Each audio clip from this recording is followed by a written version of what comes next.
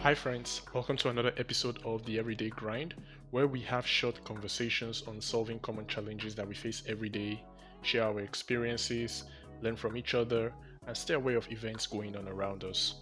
I'm your host, William Obiano. And at the end of the episode, if you would like to share your thoughts on the topic, please feel free to drop a chat on Twitter and Instagram at William Obiano. So let's get right into it. So I came across a tweet earlier this week about how babies walk, and something that stood out based on that tweet was that they fail a lot. It sometimes takes them a month or 2 months or more to practice walking before they begin to walk. And the same principle applies in our everyday lives. We basically have to fail a lot and learn from the failure just so we can be better, we can improve. And failure is an inevitable part of life. It's difficult to cope with, but it doesn't have to always be a negative experience. Because by studying a lot of successful people around us, you would see that they've shared their personal experiences with failure. They've even provided some insights into how you can make the best out of it and how you can apply some of those principles in our everyday lives.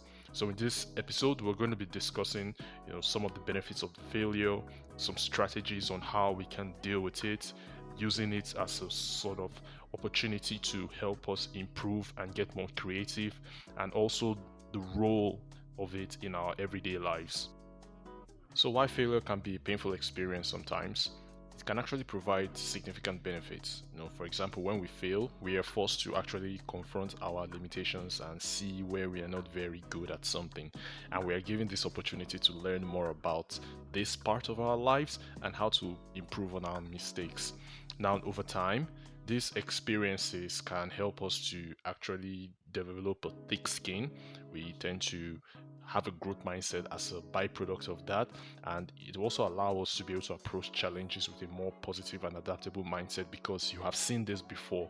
When you're faced with an experience that you had failed with in the past, you would see potential ways in which you can maneuver around it.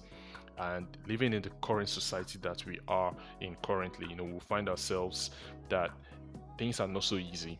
And if we embrace our setbacks and our limitations, we can actually begin to acknowledge the fact that we're not perfect in everything, and we can improve on some of these things just in case it happens again. If such scenario should happen again, from our experiences, we'll be able to navigate through this and ultimately achieve some sort of success that we set out for ourselves in the long term.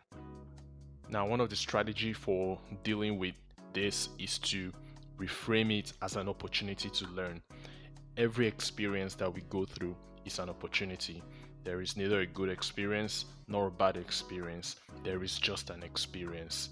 And how we can actually look at it is what would determine if we would use it as an opportunity to grow rather than as a sign of weakness.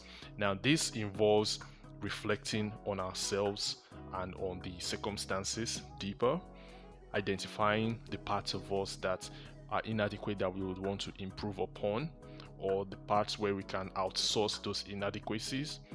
And it will also help us with proper feedback with people close to you that can tell you the parts of your lives that this is where we need to improve better, and use it as a way to set up a plan that would help you scale and move forward. And another strategy is to also focus on the process rather than the outcome, because we live in a society where we've glorified a certain perspective of how we see things, and we want the end result, but there is a process that comes in before we get to the end result, because no one project, no one painting, no one artifact that we look up to as perfect ever started out perfect. There were little steps of failure along the way. Now, this would mean that we would have to sit down and set goals that are achievable, focus on progress rather than perfection, and it also requires us to celebrate all the little intricacies and the little successes along the way, because if we don't do that, we get demotivated. But by celebrating these little successes along the way, we will tend to be more motivated to move forward. Even when we find that we're failing, we can always fall back on our successes and continue. Ultimately, the key for actually taking charge of failure is to actually learn from that experience, approach it with a positive attitude, and always be willing to learn.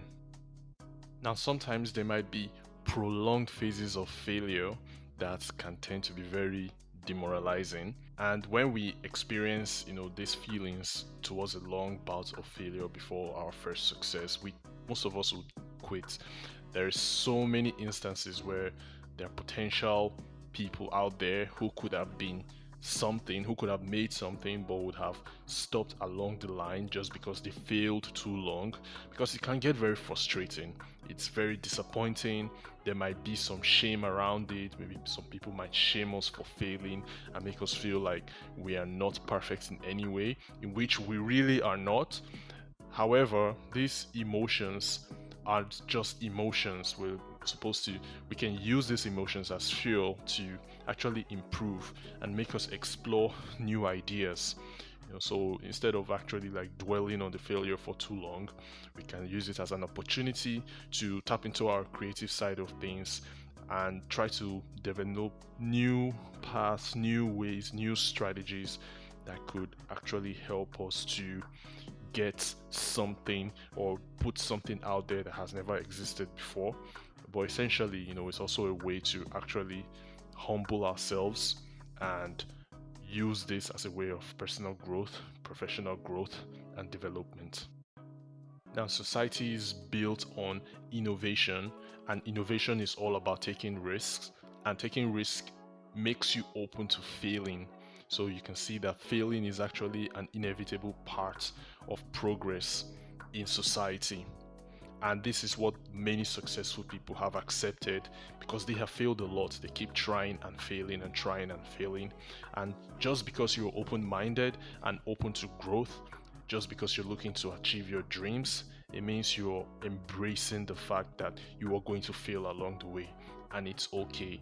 After all, you're looking to actually create a positive change in your environment.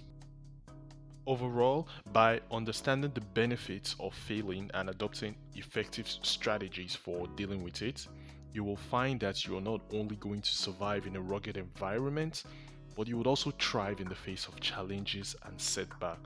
Because anything thrown at you, you're always going to be dynamic and adaptable to that situation. Even if you haven't had a plan of attack, you will be confident in yourself that you will be able to figure something out. And you are aware that you will fail along the way, but that won't faze you, because with this mindset, you will find that you're able to accomplish anything you set your mind to. So this brings us to the end of the episode. Hope you enjoyed it and got some value from it. Don't forget to rate us on Spotify and share with a friend that you think might actually also get some value from this. So stay tuned for the next discussion.